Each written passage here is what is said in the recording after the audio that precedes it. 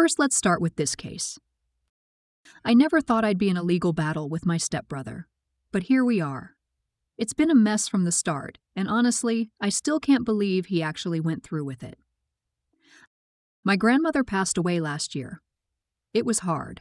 She was one of the few people in my life who had always been there for me, no matter what.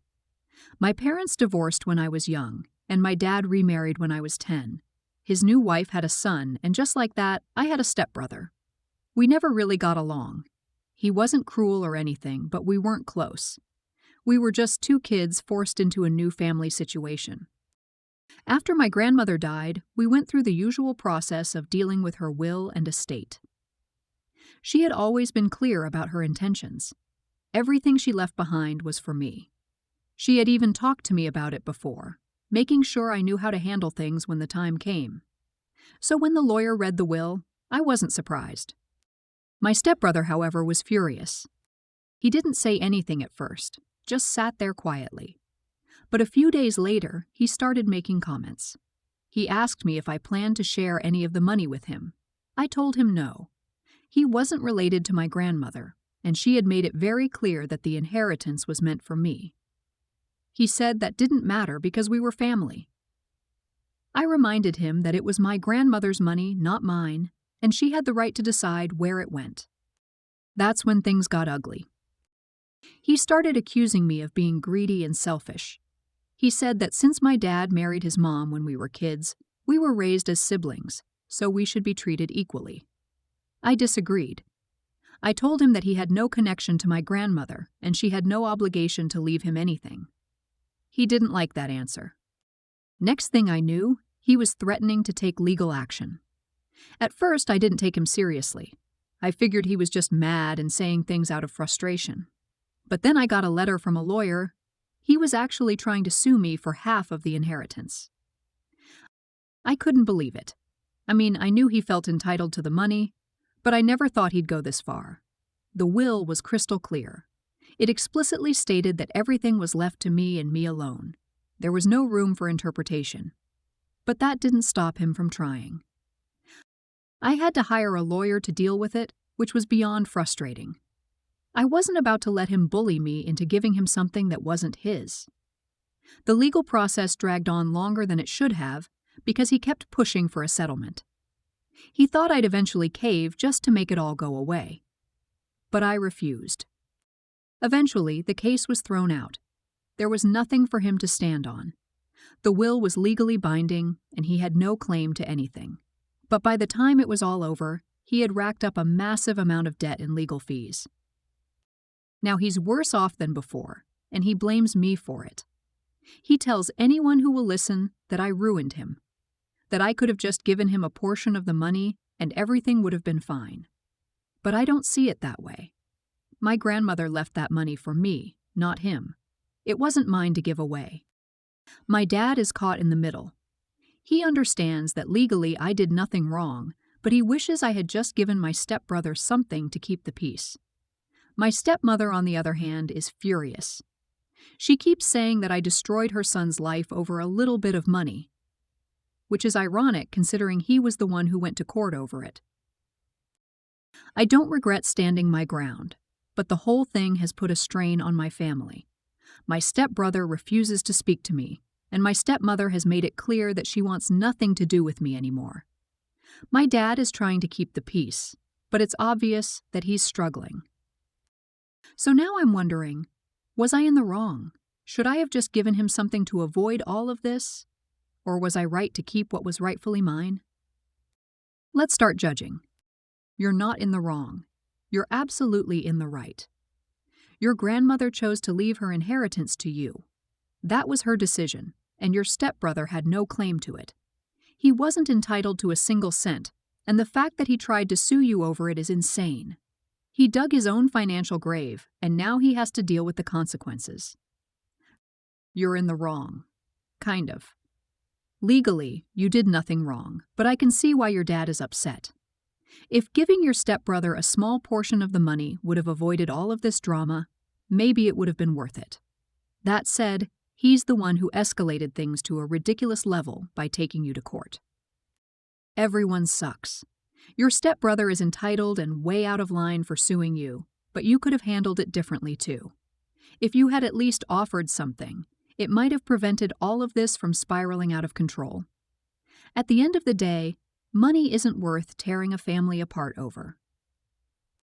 You're not in the wrong. Your stepbrother is an adult. He made the choice to take legal action, and it backfired. He has no one to blame but himself. Your grandmother's wishes should be respected, and you had every right to keep what was given to you. Next up, I never wanted things to get this bad, but I was backed into a corner. My sister has always treated me like my time didn't matter. She believes that because I work from home, I must be free to take care of her kids whenever she feels like it. I've told her over and over that I can't be her babysitter, but she never listens. I work as a freelance writer and editor. It's not a traditional 9-to-5 job, but it pays my bills and I enjoy it. My sister doesn't see it that way. She's made comments for years about how I don't have a real job since I'm not in an office. She thinks that because I don't have to commute or answer to a boss, I must have all the free time in the world. When she had her first child 5 years ago, she started asking me to babysit here and there. At first, it was just for emergencies. Then it became more frequent. Before I knew it, she was dropping her son off at my place at least once a week with little to no notice. When she had her second child 2 years ago, things got worse. She started dumping both of them on me constantly.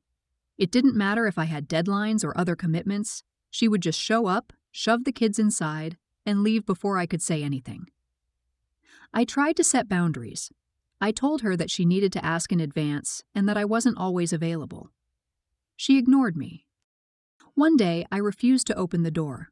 She texted me saying she was outside with the kids and needed me to watch them. I told her no. I had a major deadline that day, and I couldn't afford distractions. A few minutes later, I heard her car speed off. When I opened the door, the kids were standing there, confused and alone. She had just abandoned them on my doorstep and left.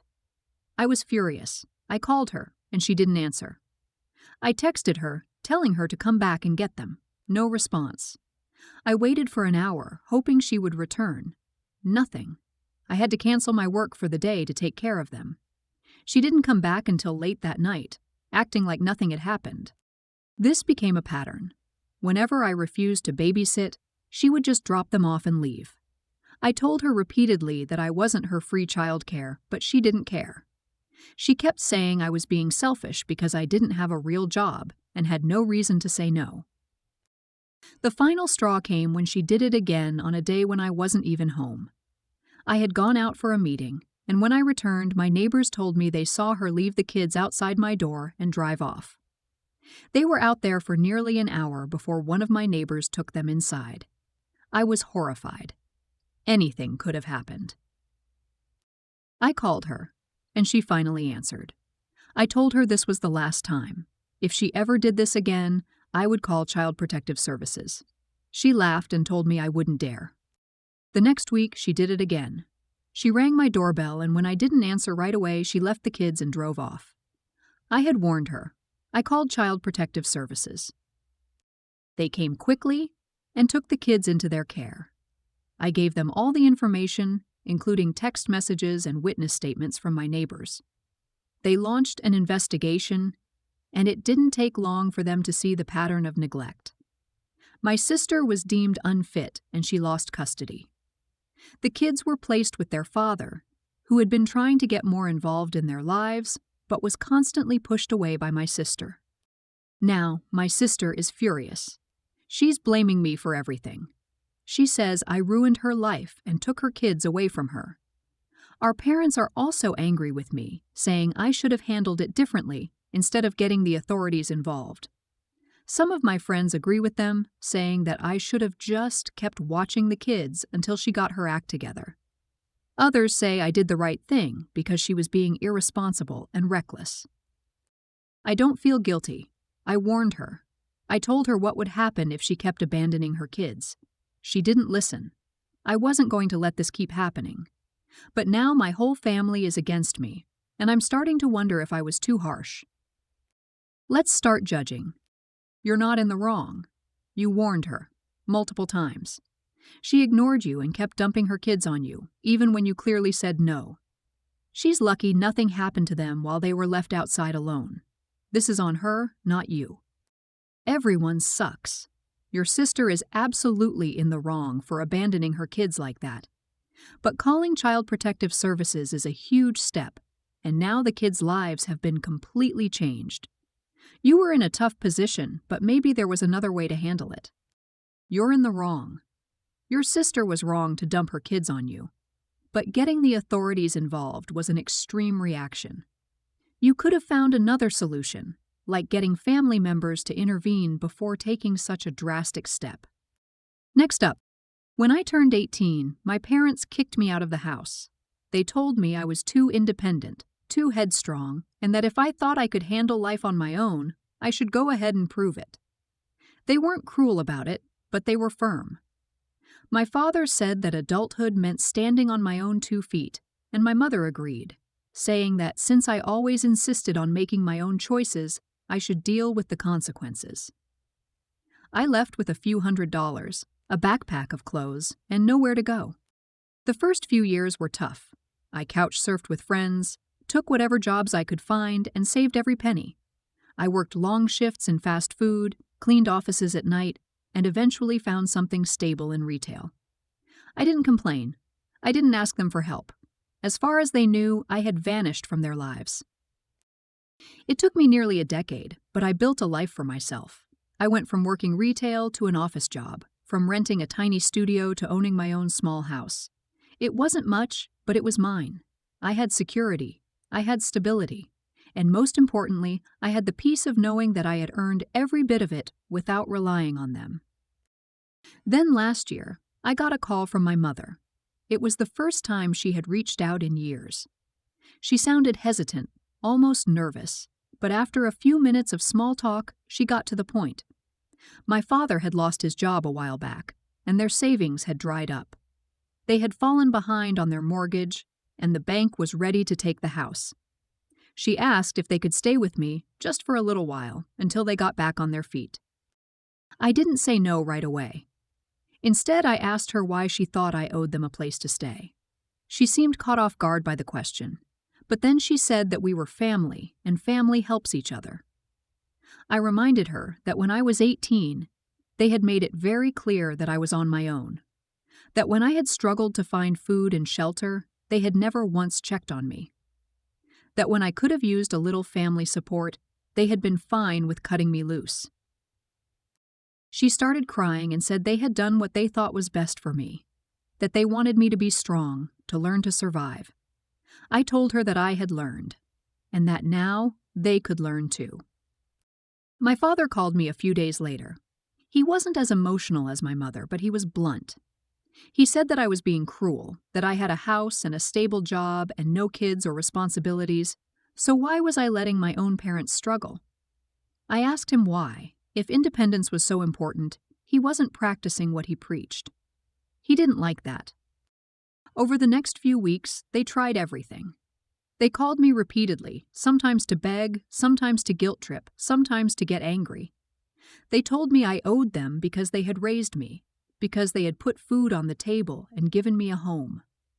I reminded them that most parents don't see that as a debt their children have to repay, but as a responsibility they willingly take on. They didn't have an answer for that. I wasn't heartless, though. I sent them links to government assistance programs. I sent them information on shelters and rental assistance. I even found job listings that might help them get back on their feet.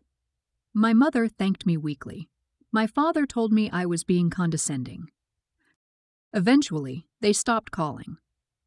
I heard from a distant relative that they had moved into a cheap rental with some help from charity organizations. My father still hasn't spoken to me since, but my mother sends me messages every now and then, usually just small updates about their situation. Now, my extended family is split.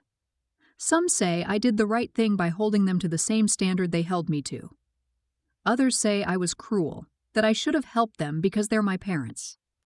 I don't feel guilty, but I wonder if I should. Let's start judging. You're not in the wrong. They threw you out at 18 with no concern for your well-being. They made their choice, and now they have to live with it. Offering them information on assistance programs was already more than they gave you. You're in the wrong. They made a mistake, but they're still your parents. They raised you, and you had the chance to show them kindness in return. You chose to let them struggle instead. Everyone sucks. They were terrible for kicking you out, but you had the opportunity to be the bigger person and chose not to. Nobody wins in this situation. No one is in the wrong. They did what they thought was best for you, and now you're doing what you think is best for yourself. It's just a sad situation all around.